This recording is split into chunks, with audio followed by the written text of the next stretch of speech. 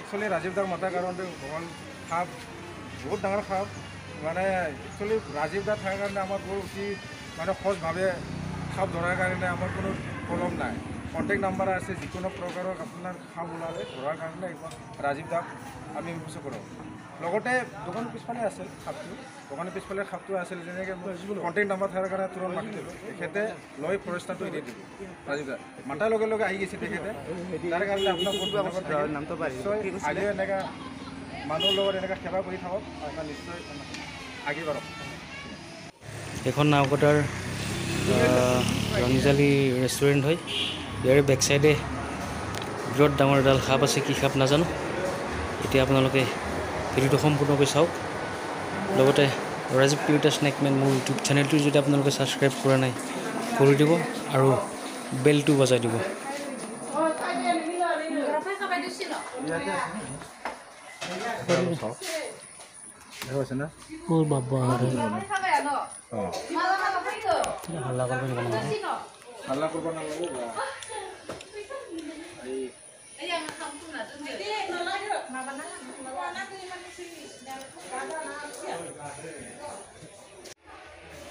নমস্কাৰ। যদিও জ্বৰ হৈ আছে মোৰ, তাৰ মাজতে মই নাওকটাৰ ৰংজালি ৰেষ্টুৰেণ্টৰ ভিতৰত যিডাল প্ৰকাণ্ড সাপ সোমাইছিল তাক মই উদ্ধাৰ কৰিব আহিছোঁ এতিয়া। আৰু সেই সাপডাল কিটচেনৰ পিছফালে আছিলে। বহুত বৃহৎ সাপ হয়। আপোনালোকে ভিডিঅ'টো চাই থাকক সম্পূৰ্ণকৈ আৰু ভিডিঅ'টো শ্বেয়াৰ কৰিব আপোনালোকে।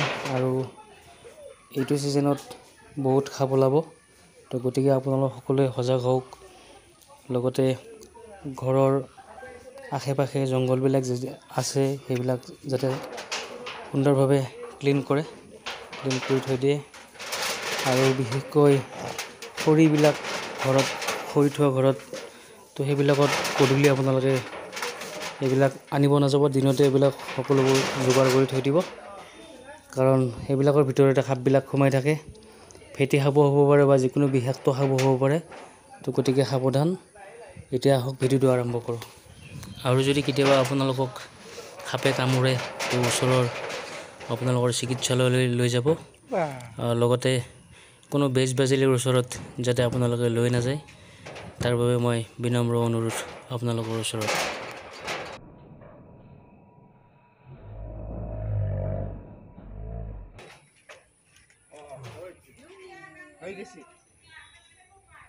তো মোৰ লগত আছে আজি গছুত কলিতা।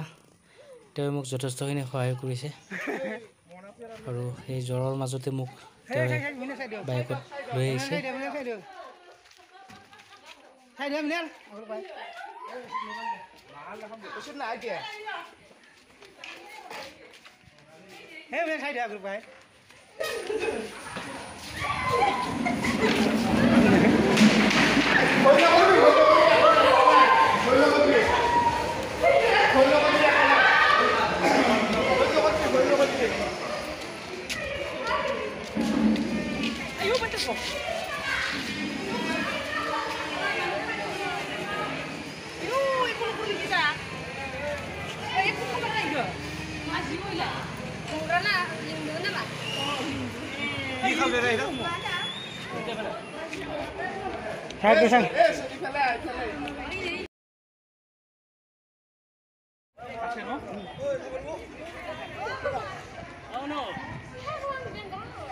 সেই সাপডালক আপোনালোকে নিশ্চয় চিনি পাইছে।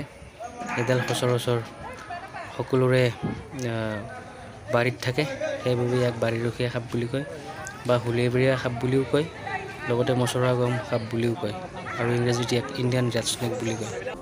একেবাৰে অবিষাক্ত সাপ হয়, যদিও কেতিয়াবা সাপক কামুৰিব দিব নালাগে। আৰু বাই চান্স কেতিয়াবা কামুৰিলে ডক্তৰৰ পৰামৰ্শ ল'ব আপোনালোকে।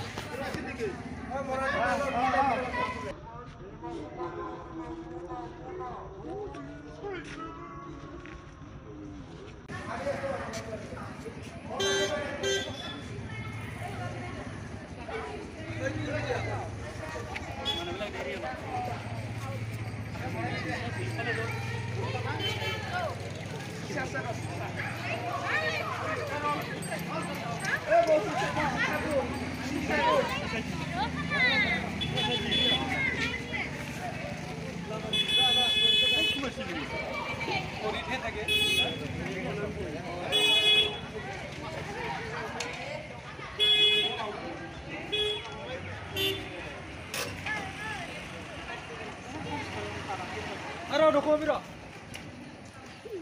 গটেকা মাথা দিবা নালাগে তা এইটো বেলেগ খাপ দেখোন বাপ